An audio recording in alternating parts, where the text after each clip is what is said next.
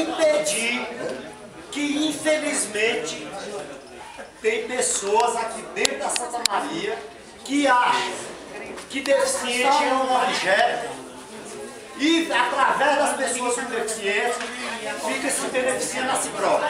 Por isso que eu estou aqui do lado da minha querida futura deputada Jaqueline Silva e da minha amiga também, Lauda, entendeu?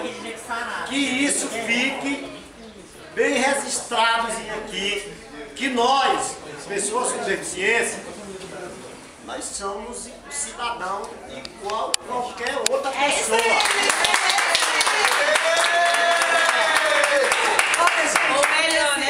Uma coisa muito séria que ele falou aqui agora, porque se nós estamos atrás de uma cadeira de rodas, empurrando alguém que precisa do nosso auxílio, ninguém olha para a pessoa que está na cadeira, ele olha para a pessoa que está acima. Observem isso. Lamentavelmente é assim. Os cadeirantes, as pessoas com deficiência, eles não são vistos, né? Isso daí é a nossa batalha de muito tempo. Se eu estiver atrás da cadeira do Fabrício, empurrando a cadeira do Fabrício, alguém vai começar a vir, mas vai falar com o Fabrício. A minha filha, eu andando com ela na torre de televisão, um cara parou, olhou para ela, ela achou ela linda, mas ao invés de conversar com ela, ele veio conversar comigo. Aí me fez um monte de perguntas. Eu falei, cara, o que você perguntou pra ela? Ele virou pra mim e falou assim, mas ela fala? Alô, ela tá numa cadeira de rodas, mas ela fala. Ela é um boneco. Entendeu? Mas olha só, você tá falando, e isso é a mais pura verdade. Por quê?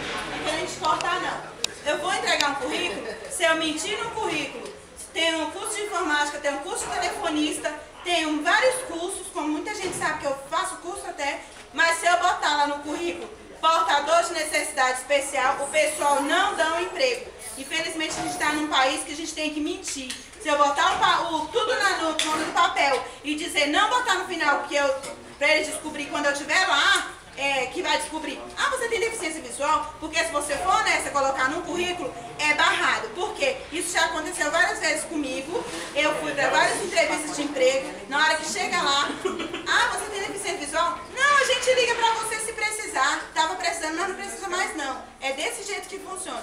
Temos que lutar para ter um país, pelo menos a Brasília é melhor. Se a gente pode ter a Lauda como federal e a Jaqueline distrital, as duas no comando, poder ajudar quem tem deficiência, não só na cadeira de roda, mas como eu que tenho deficiência visual e muitas outras pessoas que têm outro tipo de deficiência por aí, não tem chance no meio de trabalho. A gente acaba ficando o quê?